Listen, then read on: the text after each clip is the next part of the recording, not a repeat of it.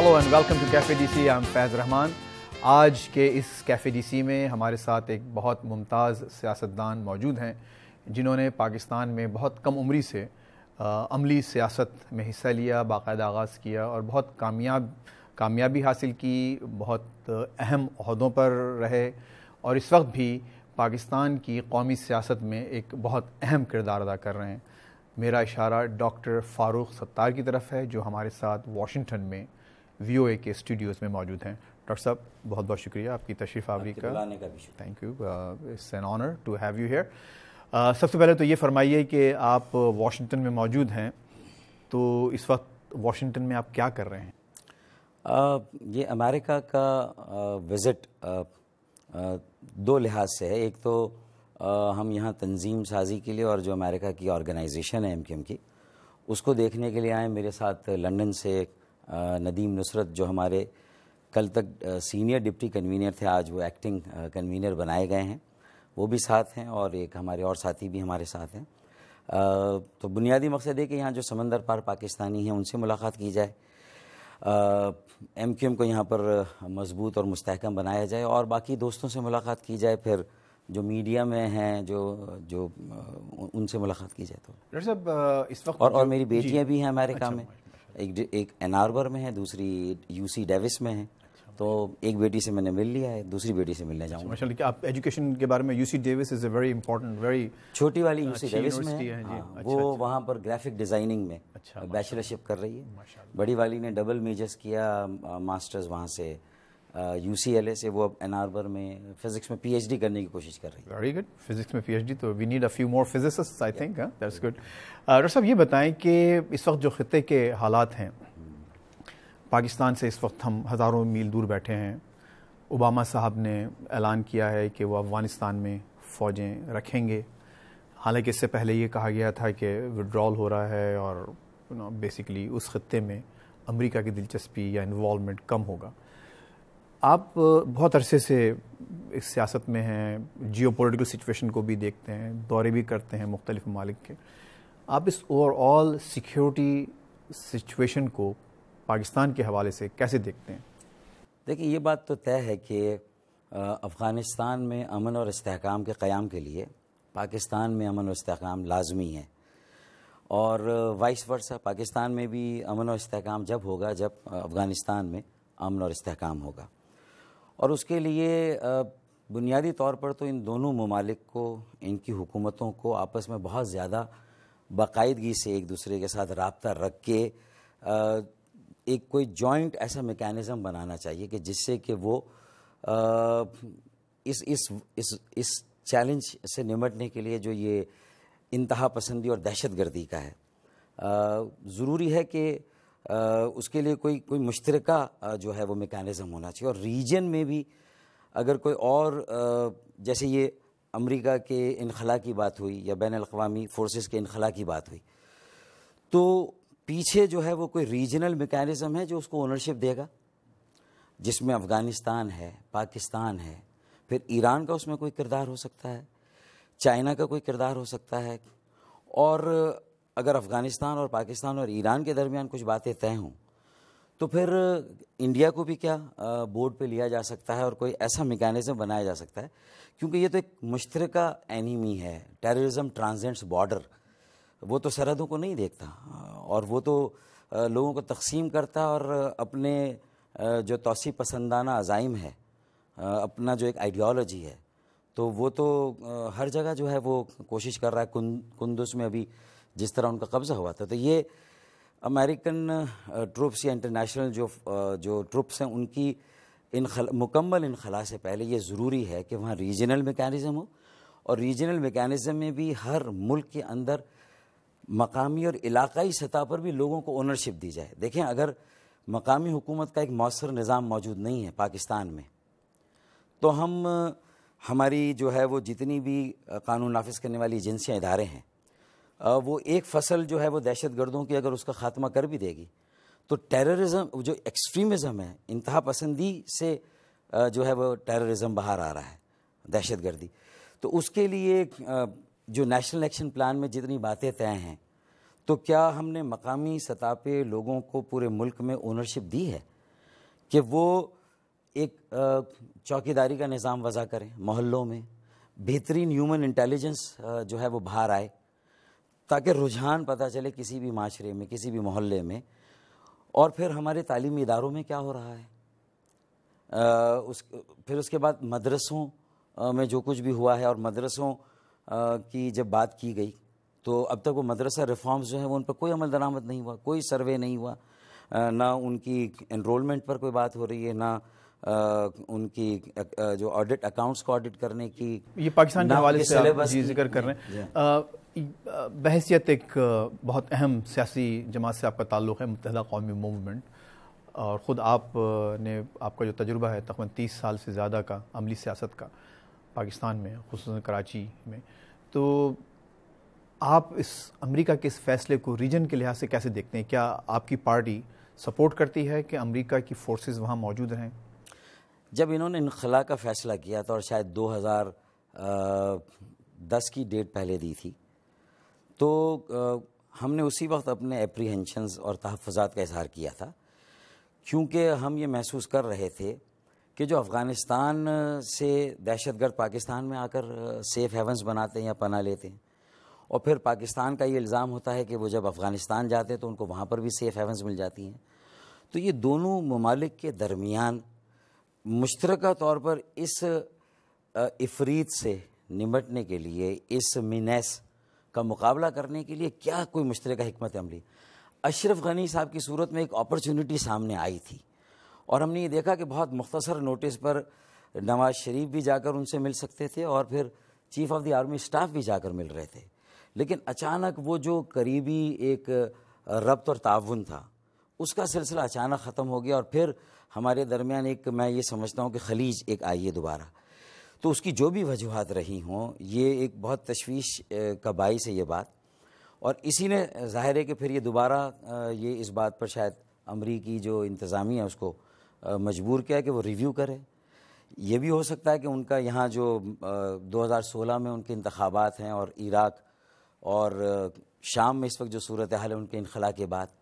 تو وہ اس کو بھی شاید روکنا چاہتے ہو، لیکن بہرحال ہماری بھی، ہم یہ سمجھتے ہیں کہ یہ اگر ایک مرتبہ یہ مداخلت ہوئی ہے، اور پوری اس میں تو پوری بین الاقوامی برادری کی سپورٹ رہی تھی جب افغانستان میں یہ بین الاقوامی فورسز آئی تھیں، تو پھر اس کو ہمیں اس کے منطقی انجام تک پہنچانا چاہیے۔ ہم سمجھتے ہیں وہ ابھی تک سفر مکمل نہیں ہوا۔ ٹھیک، آپ نے ذکر کیا انتہا پسندی کا، شدت پسندی کا، اور دہشت گردی کس طرح سے جنم لیتی ہے، کس طرح سے یہ گیٹ وے ہیں ٹورڈز مور ٹیررزم۔ آپ کی پارٹی کا ایک مخصوص موقف ہے انتہا پسندی کے حوالے سے، اور خصوصاً ISIS اور طالبان کی کراچی میں پریزنس یا پاکستان میں پریزنس کے حوالے سے بھی آپ لوگ بات کرتے رہے ہیں۔ ابھی کچھ دنوں پہلے سندھ کے پولیس چیف نے یہ کہا کہ سندھ میں ISIS موجود ہے۔ آپ کا تعلق سندھ سے بڑا گہرا ہے، آپ کے اس بارے میں کیا خیالات ہیں؟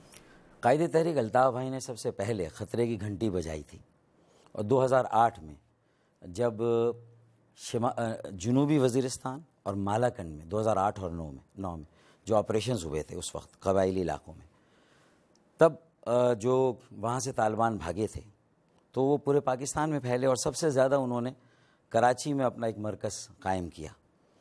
اور کراچی کے کئی علاقے ہیں، کئی محلے ہیں کہ جہاں پر واضح طور پر آپ بین الاقوامی میڈیا میں بھی کئی مرتبہ اس کے بعد یہ رپورٹ ہو، اس وقت الطاف بھائی کا ہمارا مذاق اڑایا گیا تھا، وزیر اعلیٰ سندھ نے مذاق اڑایا تھا، صدر زرداری صاحب نے جو اس وقت جو صدر تھے انہوں نے مذاق اڑایا تھا، اور ہمیں سیریس نہیں لیا گیا۔ ہم نے کہا شعر آ گیا ہے، لیکن اس کو سیریس نہیں لیا گیا، اور اس کے بعد ہم نے داعش اور IS کی بھی موجودگی کا سب سے پہلے ہم نے ہی جو ہے وہ اس کا ہم نے اعلان کیا تھا۔ تو آپ یہ پولیس چیف کی اس بات کو کنفرم کر رہے ہیں کہ پولیس چیف سے پہلے تو ہم نے بتا دیا تھا موجودگی ہے، اور ان کے جو بین الاقوامی نیٹ ورک ہے اس سے رابطے ہیں، اور ہمارے تعلیمی اداروں میں، ہمارے جو پروفیشنل ادارے ہیں، اعلیٰ تعلیمی ادارے ہیں، ہماری جامعات ہیں، ان میں یہ موجود ہیں۔ داعش کے لوگ، داعش کی پوری ایک سپورٹ اور بیکنگ موجود ہے، اور پروفیسر جو دیکھیے ایک ذہن ہونا الگ بات ہے، ایک ذہنی طور پر سپورٹ کی جا سکتی ہے، لیکن کیا آپ کے خیال میں جن اداروں کا آپ نے ذکر کیا، بہت ہی خطرناک بات ہے یہ، کہ آپ سمجھتے ہیں کہ کیا وہاں پر ان کے عملی سپورٹر موجود ہیں ان اداروں؟ داعش ہو، القاعدہ ہو یا طالبان ہو، ہم یہ سمجھتے ہیں کہ ایک ہی تھالی کے چٹے بٹے ہیں. اس میں تو کوئی ان کی آئیڈیالوجی تو ایک ہے، کوئی جو ہے وہ اس میں زیادہ سخت گیر ہے، کوئی تھوڑا سا کم ہوگا، اور یہ بڑی آسانی کے ساتھ جو ہے اپنی پوزیشنز بھی بدلتے رہتے ہیں. اگین ہم ایک ذہنیت کی بات کر رہے ہیں اور ایک تنظیمی تعلق کی بات کر رہے ہیں. اگر میں آپ سے یہ کہوں کہ پروفیسر شکیل اوج جو کہ اسلامک اسٹڈیز کے ہیڈ آف دی ڈپارٹمنٹ تھے، ان کے ایک مخصوص نظریات ہیں، اور اسلامک اسٹڈیز کے ہیڈ آف دی ڈپارٹمنٹ جامعہ کراچی کے، ان کو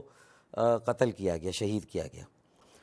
اور ہمارے یہاں کا مائنڈ سیٹ یہ تھا کہ کوشش، پہلا جو سسپیکٹ ہوتا ہے کراچی میں اگر کچھ بھی ہو تو وہ سب سے پہلے ایم کیو ایم کے اندر جو ہے وہ مشکوک افراد کو تلاش کیا جاتا ہے. لیکن اس کے بعد جب تھوڑا سا تحقیقات ہوتی ہیں اور وہ جب لیڈ کرتی ہیں تو پھر ان کے بیٹے نے یہ بار بار کہا، ٹاک شوز میں آ کر یہ بات کہی کہ اسلامک اسٹڈیز میں جو اسٹوڈنٹس پڑھ رہے ہیں وہ سوشل میڈیا کے ذریعے اس بین الاقوامی جو آئی ایس کا نیٹ ورک ہے اور القاعدہ کا نیٹ ورک ہے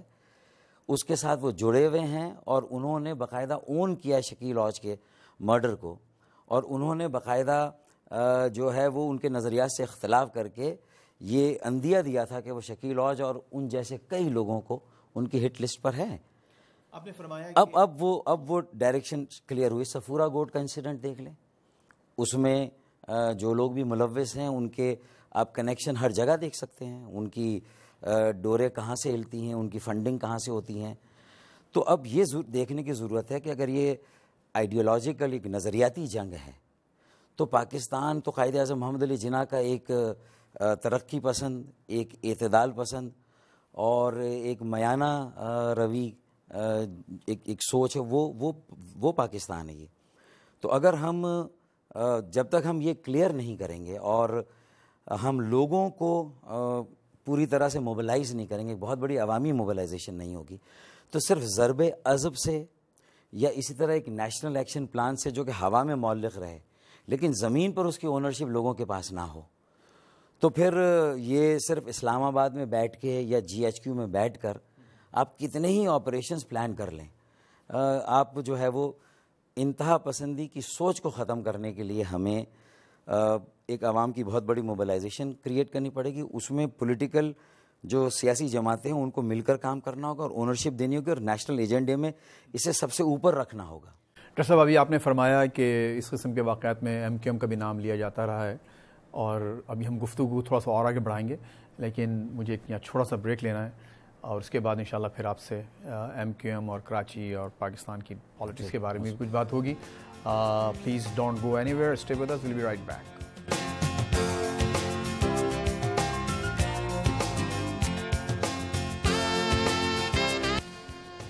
کیفے ڈی سی میں دوبارہ خوش آمدید. میں ہوں فیض رحمان اور اس وقت ہم بات کر رہے ہیں ڈاکٹر فاروق ستار سے جو واشنگٹن میں وی او اے کے اسٹوڈیوز میں موجود ہیں. Once again thank you very much doctor صاحب آپ کی تشریف آوری کا اس پروگرام میں. تو آپ سے بات ہو رہی تھی انتہا پسندی، دہشت گردی، آئی ایس ایس کی موجودگی کراچی اور سندھ میں، پاکستان میں. اس کے حوالے سے ایم کیو ایم پہ بھی بہت سنگین الزامات لگ رہے ہیں، اور جہاں تک پاکستان کے عدالتی نظام کا یا ایک پولیس سسٹم کا ہے کہ کچھ لوگوں نے اور بہت سے لوگوں نے اس میں اپنا اعتراف جرم بھی کیا ہے. تو اس معاملے میں آپ کیا کہتے ہیں کہ ٹھیک ہے، ایک تو آپ مذہبی انتہا پسندی کی بات کرتے ہیں، لیکن بہت سے جرائم اور دہشت گردی ان عوامل سے بھی کی جا رہی ہے یا وہ عناصر بھی کر رہے ہیں جو کہ secular in nature, at least مذہبی نہیں ہیں. کیا کہیں گے آپ، کیا رسپانس ہے اس بات؟ میں سمجھتا ہوں کہ کراچی کا اگر ہم کیس دیکھیں تو یہ اسی طرح کے الزام کو لے کر یہ ہم پر تیسرا ریاستی آپریشن ہو رہا ہے. اگر یہ مسئلہ حل ہونا تھا تو 92 کے آپریشن کے بعد حل ہو جاتا اور کراچی میں امن بھی قائم ہو جاتا، جرائم کا خاتمہ بھی ہو جاتا. یہ تجربے کیے جا رہے ہیں. لیکن کہنا یہ ہے لوگوں کا، مبصرین کا، کہ جو 2 دفعہ جو آپریشن ہوا ہے اس کو مکمل نہیں کیا گیا، اس کو ان آپریشنز کو اپنے منطقی اختتام تک نہیں پہنچایا گیا. اگر آپریشن واقعتاً دہشت گردوں کے خلاف ہو، جرائم پیشہ عناصر کے خلاف ہو، تشدد کرنے والوں کے قلع کما کرنے کے لیے ہو، تو پھر ایم کیو ایم سے بہترین پارٹنر ایک جمہوری حکومت کو اور کسی بھی ریاستی ایجنسی کو ایم کیو ایم سے کوئی بہتر پارٹنر مل ہی نہیں سکتا۔ ایم کیو ایم سب سے بڑی اسٹیک ہولڈر، اگر کراچی میں امن قائم ہوگا، استحکام ہوگا، اس کے سب سے زیادہ اس کا فائدہ تو میرے ووٹرز کو ہوگا، جیسا کہ ہم نے جب زیادہ با اختیار تھے مشرف صاحب کے زمانے میں ایک مؤثر مقامی حکومت کے نظام کو لے کے، ایک با اختیار مقامی حکومت کے نظام کو لے کر، جہاں ہمارا ایک بڑا کردار تھا وزارت داخلہ کے حوالے سے بھی، تو ہم نے طاقت کے ذریعے سے وہاں امن قائم نہیں کیا، ہم نے طاقت کے ذریعے سے وہاں جرائم کا خاتمہ نہیں کیا، ہم نے سیاسی طریقے سے لوگوں کو اونرشپ دے کے ان کی آپس میں امن کمیٹیاں محلوں میں بنا کر، چاہے وہ انٹرفیتھ ہارمونی کے لیے ہوں، وہ بین الفرقہ جاتی اس طرح کی ہم آہنگی کے لیے کمیٹیاں قائم ہوں، یا بین اللسانی وہ کمیٹیاں قائم ہوں، ہم نے یہ کام کر کے اور یہ کراچی کی اس ڈائنامکس کو دیکھ کے کہ کراچی کی جو لسانی تقسیم اور اس کا ڈائسپورا جو ہے وہ کس طریقے کا ہے، کراچی کا ڈیموگرافی کس طرح کی ہے، اسی طریقے سے جو ہے وہ وہاں اور کیا رجحانات ہیں، تو یہ جو بھی یہ کراچی کے بارے میں بات ہوتی ہے اور ایم کیو ایم کے بارے میں جو یہ ایک پرسیپشن ہے جو بنایا جاتا ہے، یہ الزامات لے کر، مجھے بتائیے کہ جب لیاری میں رینجرز کے لوگ جاتے ہیں تو وہاں مقابلہ ہوتا ہے اور رینجرز کے لوگ بھی اس مقابلے میں مارے جاتے ہیں، اور پھر جو فریق ثانی ہیں ان کے لوگ بھی مارے جاتے ہیں۔ 4000 ہمارے لوگ گرفتار ہوئے، 5000 چھاپے مارے گئے۔ اگر ہمارے یہاں ملیٹنٹ ونگ ہوتا، کرمنلز ہوتے، تو اپنی گرفتاری سے بچنے کے لیے کسی نے ریٹیلیٹ نہیں کیا، ایک گولی نہیں چلی، مکمل تعاون کیا، ہمارے تعاون کے بغیر یہ آپریشن نہیں ہو سکتا تھا۔ ہمارے مطالبے، ہمارے ایما پر یہ آپریشن ہو رہا ہے۔ پھر بتائیے جوابی کسی کارروائی میں 92 کے آپریشن کے بعد، 94 سے 96 نصیر اللہ بابر کے آپریشن کے بعد، اور ابھی تک جو 2 سالوں میں ہوا ہے، آپ بتائیے کہ کوئی ایک بھی الزام ایم کیو ایم کے اوپر ہے کہ جوابی کارروائی میں یا کسی نے مبینہ طور پر بھی ایم کیو ایم کے کسی شخص نے رینجرز کے یا فوج کے سلسلے میں ڈاکٹر صاحب یہ کہا جاتا ہے کہ ایم کیو ایم پر جو الزام ہے بہت بڑا، وہ یہ کہ کئی سینکڑوں پولیس والوں کو آپریشن کے بعد ہلاک کیا گیا، تو یہ کہ ایک ٹیکٹیکل ہوتا ہے کہ ٹھیک ہے ایک پارٹی ریٹریٹ کرتی ہے اور اس کے بعد جب موقع آتا ہے اس کا ایک آپ نے جو بات کی اس کا ایک جواب دیا جاتا ہے۔ لیکن ایک موونگ آن، میں ایک آپ سے یہ بات پوچھنا چاہ رہا ہوں کہ اس وقت جو ایک اور بات جو کہی جاتی ہے ایم کیو ایم کے حوالے سے، وہ یہ کہ چونکہ یہ ذکر اس وقت زیر بحث ہے کہ ایم کیو ایم کو ہٹا کے کسی دوسری پارٹی کو اسپیس دینے کی کوشش کی جا رہی ہے کراچی میں، اور جو کراچی میں آپ جو لاقانونیت دیکھ رہے ہیں یا دہشت گردی یا جو ہلاکتیں، اس کی ایک وجہ یہ بھی ہے کہ ایم کیو ایم نہیں چاہتی کہ وہ اسپیس کسی دوسری پارٹی کو ملے۔ تو جو وائلنس کا جو ایلیمنٹ ہے وہ ٹھیک ہے اپنے ایک الیکٹوریٹ کو سپورٹ کرنا، اس کی خدمت کرنا، لیکن ساتھ ساتھ کسی دوسرے کو جگہ نہ دینا، اس کے لیے پارٹی نے وائلنس کا ایک جو اختیار کیا ہے اس کے ایز این آپشن۔ دیکھیں، اگر سیاسی عزائم کے لیے وائلنس کو استعمال کیا جائے تو اس کا مقصد الیکشن میں پھر آپ کو اگر آپ کی روایتی نشستیں ہیں یا آپ کے گڑھ ہیں جہاں الیکشن لڑ رہے ہیں، ان نشستوں کو آپ قائم رکھنا چاہتے ہیں بائی ہک اور کروک، یہی مقصد ہوا نا، جبکہ لوگوں کی سپورٹ آپ کے پاس نہیں ہے۔ مطلب یہ باور کرانے کی کوشش کی جاتی ہے نا کہ وائلنس کے ذریعے جو ہے وہ کسی اور کو اسپیس نہ دی جائے اور الیکشن بھی نہ لڑنے دیا جائے۔ میرے خیال میں تمام الیکشن اگر آپ دیکھ لیں کراچی میں جتنے بھی ہوئے، کراچی میں الیکشن میں کتنا وائلنس ہوتا ہے یہ بتائیے۔ اگر الیکشن جیتنا ہی مقصد ہے، اپنی نشستوں کو قائم رکھنا ہی مقصد ہے، اور بائی ہک اور کروک اپنی اجارہ داری قائم رکھنی، اپنا قبضہ قائم رکھنا ہے، اور وائلنس اس لیے ہو رہا ہے، تو پھر الیکشن میں جتنی ہسٹری کراچی میں پاکستان کے انتخابی تاریخ کے سب سے کم وائلنس ہوئے۔ آپ ذرا سا کراچی کی الیکشن کی ہسٹری کو دیکھ لیجیے، اور جو پٹیشنز آتی ہیں ایم کیو ایم کے خلاف، اس میں وائلنس کی کتنی کمپلینٹ ہے، ریگنگ کی کتنی کمپلینٹ، اور کتنی الیکشن ٹریبیونلز میں وہ جو ہیں وہ پٹیشنز جو ہیں وہ سٹینڈ کی اور وہ قائم رہی اور ہمارے خلاف فیصلے ہوئے۔ 2013 کے الیکشن میں بھی یہی ڈھول بجایا گیا ہمارے خلاف۔ چاہے وہ جماعت اسلامی ہو روایتی حریف، یا اب پی ٹی آئی نے جو تھوڑا گراؤنڈ بنایا ہے، انہوں نے بھی وہی راگ الاپا جس پہ 20 سال سے جماعت اسلامی ہے، جو یہ باتیں کرتے اور مبصرین بھی کہہ رہے ہیں، لیکن عوام تو اس کے برعکس ایم کیو ایم این 246 کا بائی الیکشن دیکھ لیں، اپریل جو 23 اپریل کو ہوا تھا، اس میں بھی ٹاک شوز میں 11 بجے تک تو یہ پریڈکشن تھی کہ کانٹے کا مقابلہ ہے. ایک کمرے میں 4 بوتھ بنائے گئے، کیمرے لگائے گئے، پیلین رائڈنگ پر بین لگا دیا گیا، ہالیڈے نہیں دی گئی، چھٹی نہیں دی گئی. 1 لاکھ لوگوں نے آ کر ووٹ ڈالے اور 20,000 لوگ پولنگ اسٹیشن کے باہر کھڑے تھے ووٹ ڈالنے کے لیے، جو کہ ٹائم نہیں بڑھا، جبکہ 2 گھنٹے لیٹ پولنگ شروع ہوئی. اور آئی ڈی کارڈ کو 3 جگہ رینجرز نے چیک کیا. اتنی سلو پولنگ کے باوجود اگر 1 لاکھ لوگ نکل کر آئے، اور ضعیف العمر آئے، بیمار لوگ آئے، ہر عمر کے لوگ آئیں، یہ ایک نظریاتی عمل ہے، یہ ایک سیاسی عمل ہے. اور یہ جو آپریشنز ہیں، یہ تجربے ہیں. کیا ہمارے تجربے سے اگر 80% 85% کا مینڈیٹ ہے، کیا اس آپریشن کے ساتھ پولیٹیکل اونرشپ کو قائم رکھنے کے لیے کیا ہم سے صلاح مشورے ہوئے؟ ہم جو پہلے دن سے ایک بات کر رہے ہیں، جو وزیر اعظم نے کہا تھا کہ مانیٹرنگ کمیٹی بنائیں گے تاکہ یہ جو غیر آئینی غیر قانونی اقدام ہوا، جو اختیارات کا تجاوز ہوا، جو انسانی حقوق کی پامالی ہوئی، جو 50 سے زیادہ ہمارے کارکنان ماورا عدالت قتل ہوئے، ایکسٹرا جوڈیشل کلنگ ہوئی، جو 150-200 کے قریب ہمارے لوگ جبری طور پر گمشدہ ہیں، انفورس ڈس اپیئرنسز کے کیسز ہیں. تو مجھے بتائیے کہ جس کی، اور اس کے بعد پھر 3,000 لوگوں کو اگر چھوڑا بھی گیا تو 90 دن 180 دن تک ڈیٹینشن میں رکھ کے بہیمانہ تشدد کا نشانہ بنا کے جب ریلیز بھی کیا گیا تو انہیں تشدد کر کے ریلیز کیا گیا.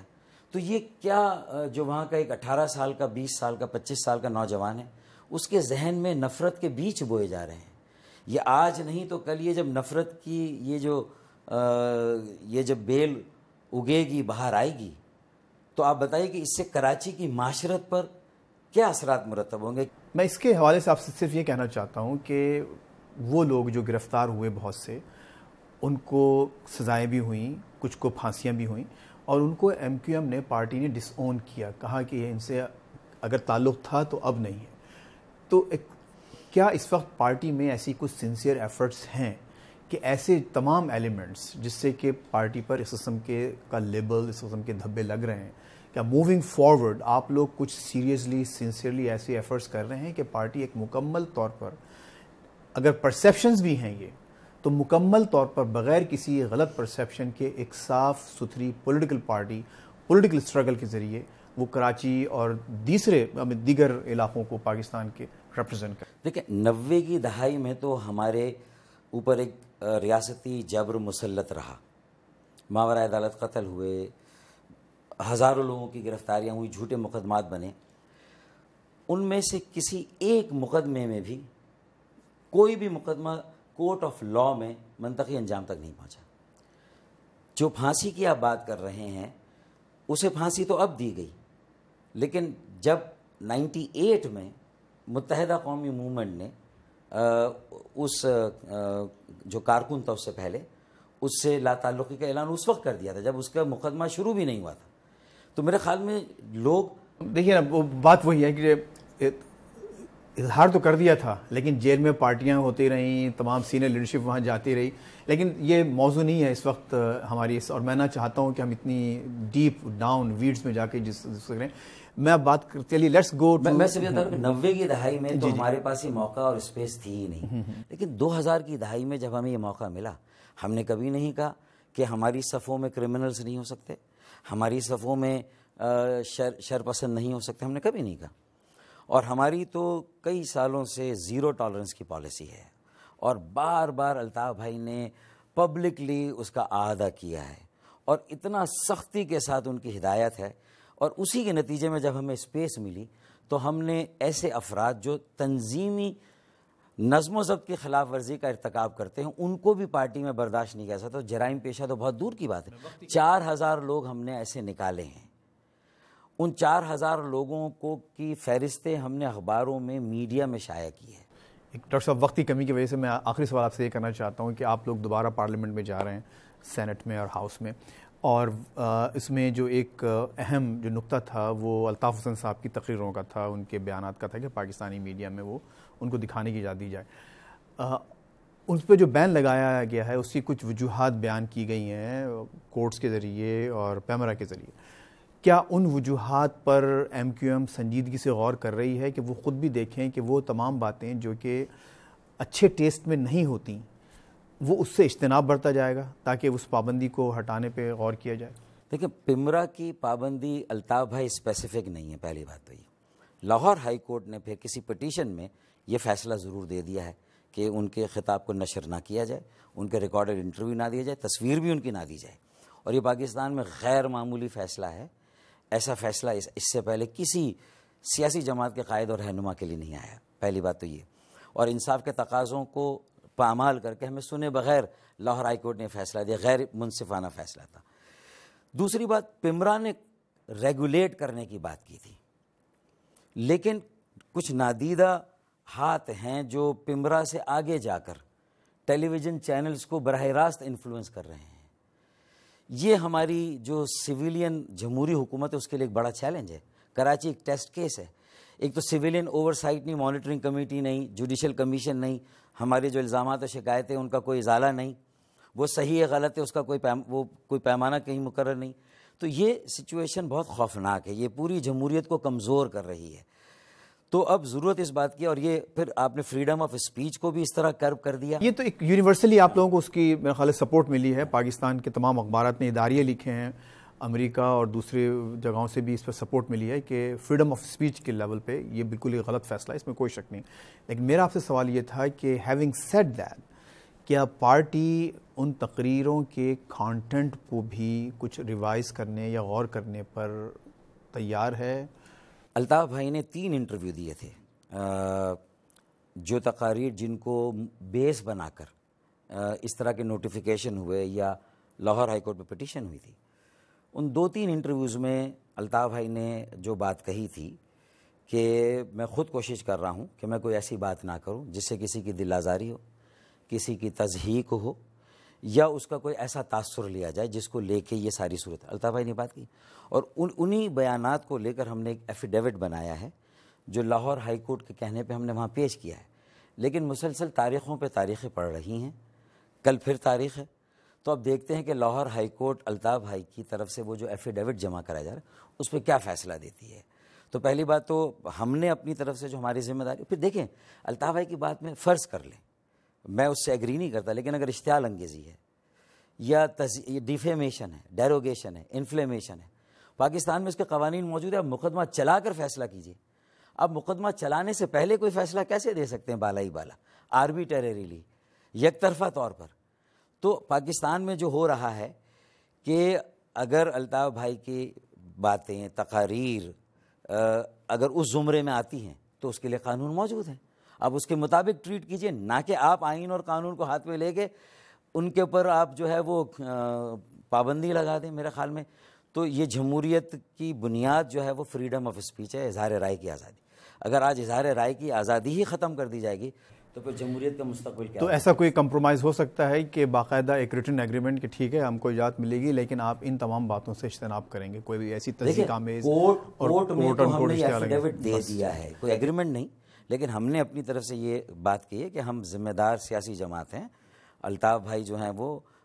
پورے پاکستان میں امن اور استحکام دیکھنا چاہتے ہیں, لوگوں کو با اختیار بنانا چاہتے ہیں, ان کو امپاور کرنا چاہتے ہیں, ایک خوشحال پاکستان دیکھنا چاہتے ہیں, ایک تعلیم یافتہ پاکستان دیکھنا چاہتے ہیں. اور اس کے لیے جو ہمارا ایک ریفارم ایجنڈا ہے میرے خیال میں وہ باقی سیاسی جماعتوں کے مقابلے میں بڑا مؤثر, بہت بھرپور ہے. ڈاکٹر صاحب میری خواہش تو یہ تھی کہ آپ سے اور بہت زیادہ باتیں کی جاتی, ایک بڑا معلومات کا خزانہ ہے, ایک وسیع بیک گراؤنڈ ہے آپ کا, لیکن افسوس کہ we are out of time. میں ایک آخری بات کروں, رشید گوڈیل صاحب جو کہ ایم کیو ایم کے ایک ایم این اے ہیں, مولانا فضل الرحمان آئے تھے اور استعفوں کی واپسی کے لیے ہمیں منا رہے تھے, ایک اچھی پولیٹیکل ڈیولپمنٹ ہو رہی تھی, اس دن انہیں ہٹ کیا گیا. اور پھر جو پہلی انویسٹیگیشن ہوئی وہ پھر MQM prime suspect تھی. لیکن اب دیکھیں 2 دن پہلے پھر یہ معلوم ہے کہ جب کاؤنٹر ڈپارٹمنٹ جو ہے وہ اس نے کاؤنٹر ٹیررزم ڈپارٹمنٹ نے ایکٹ کیا تو وہ لیاری گینگ وار کے جو کیریکٹرز تھے انہوں نے جو ہے وہ گرفتار ہو کے اس کو اعتراف کیا ہے. اچھا, اب ہم بھی کہتے ہیں کہ یہ اعتراف جو انتظامیہ اور پولیس میں ہوتا ہے 164 کا بھی بیان ہے, یہ اصل میں عدالت میں جا کے ثابت ہونا چاہیے. اور یہ میڈیا ٹرائل کا موقع نہیں دینا چاہیے. اگر ایم کیو ایم کا بھی کوئی کارکن ہے, کسی چیز میں ملوث ہے, اسے گرفتار کریں, 90 دن کے بھی ریمانڈ پر لے جائیں, لیکن اسے اس کا جرم بتائیں جو آئین میں لازمی ہے, اس کے خلاف ایک چارج کیا ہے وہ بتائیں, اور اس کو ظاہر کریں اس کی گرفتاری کو. اگر گرفتاری کو ظاہر نہیں کریں گے تو یہ پھر جمہوری اور سویلین دور حکومت نہیں ہے, پھر یہ تو سویلین مارشل لا ہے, یہ تو آمریت ہے. اور اگر جمہوریت میں ایک آمریت ہوگی تو پھر اس کے بعد آگے